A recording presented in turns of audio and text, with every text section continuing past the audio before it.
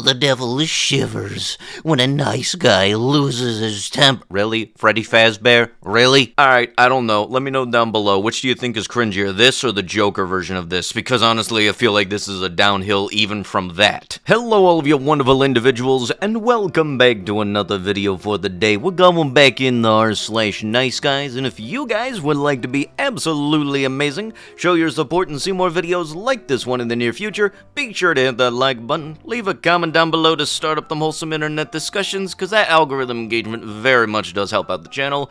And if you guys have not already, subscribe to the channel and turn on them notifications. You fricking women, we fricking give you a mile, and you fricking take your fricking mind and turn it into right away. We are fricking over you. We are fricking being a nice guy. You're wrong. You're all con artists, bloodsuckers. I don't know why, but the only thing going through my mind the entire time reading that was F you effing F. Like, God forbid. Hey, shut up. You got a bedtime and you got school in the morning. Go to bed. Life gets better. Shut up. And don't worry about if not everybody in a room likes you just because you walk into it and demand respect. Women waiting for a man on social media to fall in love with them by posting memes about how horrible men are. But those posts get the attention of people like me, who are determined to prove to you we aren't all like that, but never get the chance. Yeah, hate to break it to you, if that's the only engagement you have with somebody on a social media platform, y'all ain't gonna get along well. Anybody that pops out of the woodwork to disagree with something and that is their only engagement, yeah, no, very much not gonna synchronize, you're not gonna have a happy relationship,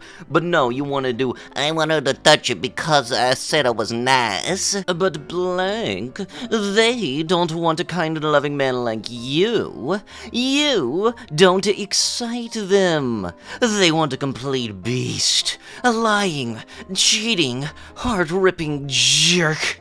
Then they can magically domesticate into a loving, kind man who still gets them excited and makes their friends jealous.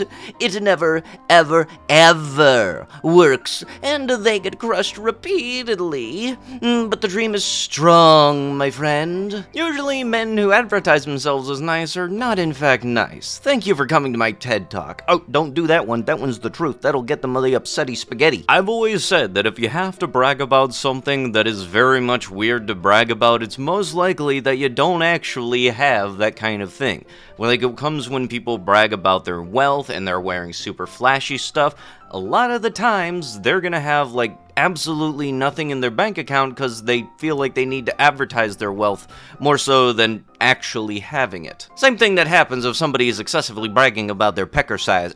Shut the frick up, you 2-inch Grinch. Somebody saying that they're nice, meanwhile they're the only person that is saying that they are nice, yeah, no, that's very much not something that's gonna fly, because being able to be told that you're a nice person is a lot more effective than you slapping that good old name tag on yourself like, hi, my name is Nice. Well, as a 6'2", 235-pound thoroughbred stud of a man in my prime that loves like a lover, protects like a pit bull, fights like a lion, has the aim of a marine sniper, adheres to values that give me strength to be that rock the people around me need, and last but not least, F's like a motherfrickin' souped-up star.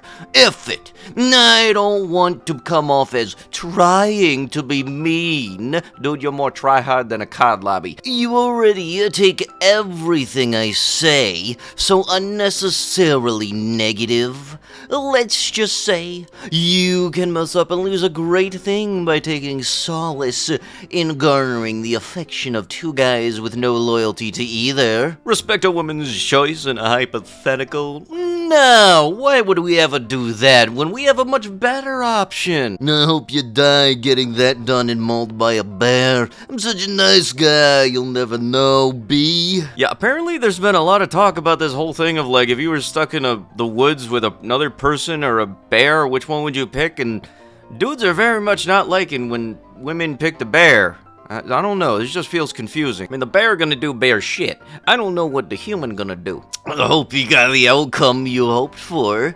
Yeah, I've been wanting closure on this for months. You've pushed things to where they are now, and I've always said I feared things would play out this way. I'm more than glad I made good friends through it through. I hope things get better for you. Nobody blames you. Nobody hates you. They hate this person. A lot of people see the same light in you I always saw. They blame blank. You ever want to talk? I'm here. I don't hate you. I hate hearing.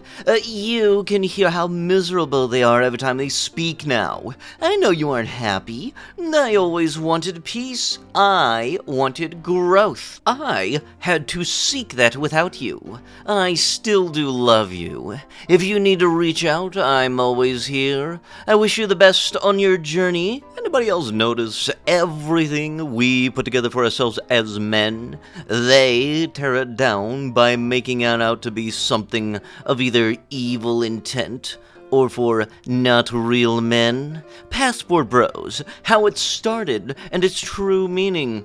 Men a part of it just wanted to experience dating somewhere else and had nothing but good intentions and just wanted to start a family.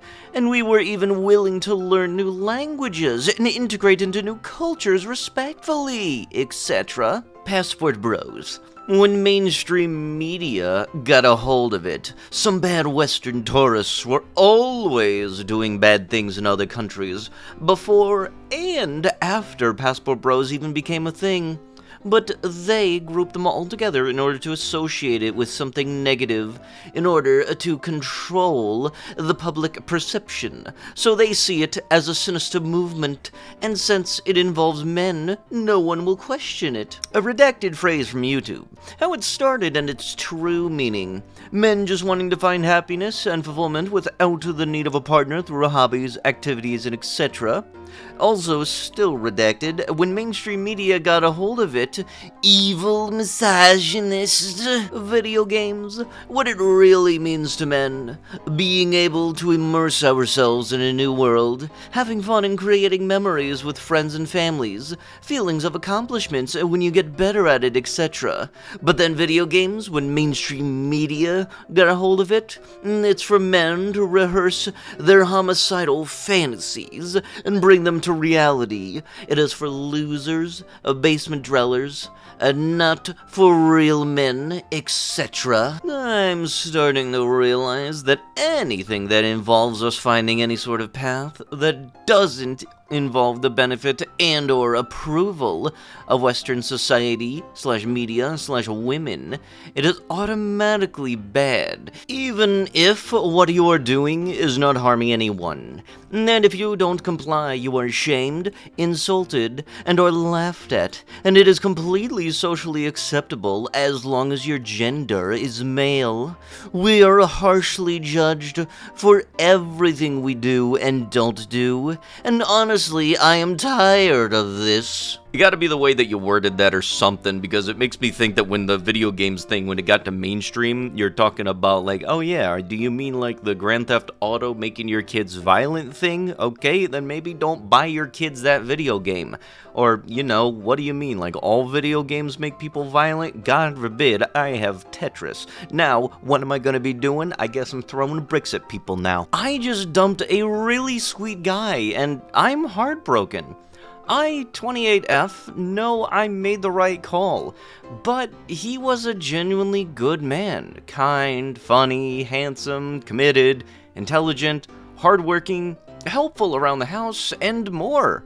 I thought enough about giving us a second chance so many times, but I knew that would just make it worse in the long run. We met on a dating app, and there were some initial hurdles. We are different races, different religions, he's Hindu, I'm an atheist, and his family is much more conservative than mine. Neither of us cared about these differences though, and we dated heavily for a month. By heavily, I mean he told me he loved me on our third date. I met his family, and there was talk of marriage. The romance was a whirlwind, and for a second there, I thought I'd finally found my man. But that's the problem with rushing into things.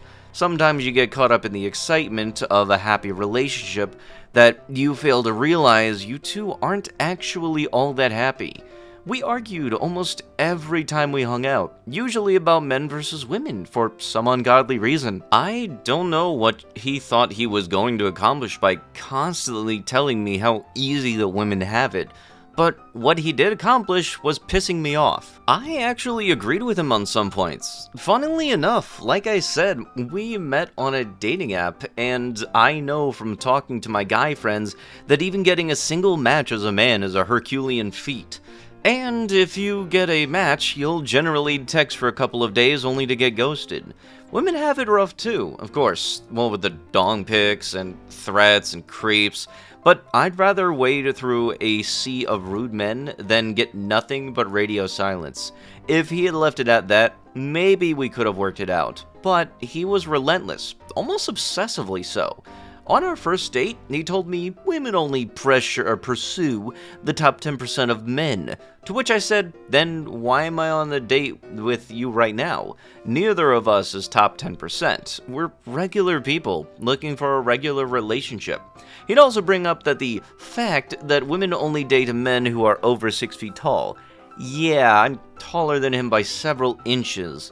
Whenever he'd do this, I'd gesture between us and say, well, what about us? What about me? I'm right here disproving all of these facts about what women want. Then he'd tell me that I'm obviously an exception.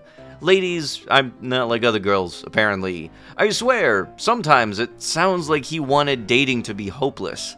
A few days ago, I decided I was going to break up with him.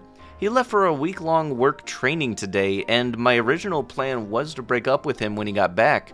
We weren't going to be able to see or contact each other while he was away/busy, so I figured after a week apart it would be easier. I was going to tell him we're not quite right for each other and that it's no one's fault.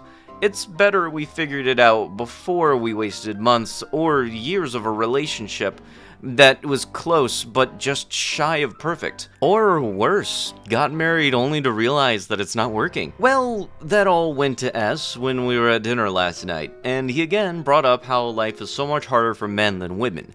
I admit it, I freaking snapped. We started arguing as we drove back to my house, and by the time we got there, I told him to leave. It was ugly. I cried, he begged me to let him stay and to just come cuddle with him and let this blow over. I was tempted, because he's really great in every other way, but as a person with more relationship experience, I knew what I had to do. I said, one of the reasons why this sucks so much is because you and I are almost right for each other. If I were 5 years younger, I probably would have stuck it out with you. I've known people who stayed in so-so relationships for years because there were just enough good things to balance out the bad. But I'm a grown woman now, and I can tell when something just isn't quite right. I also said something along the lines of, you keep saying I'm the exception to all of these rules about women, but what happens when I stop being the exception? What happens when I do something you don't like and you decide that I'm exactly like other women, actually? He argued with me, but when I asked him point blank if he thought I was wrong about us being close but not quite there, he admitted that he agreed. To make this all worse, I was his first everything.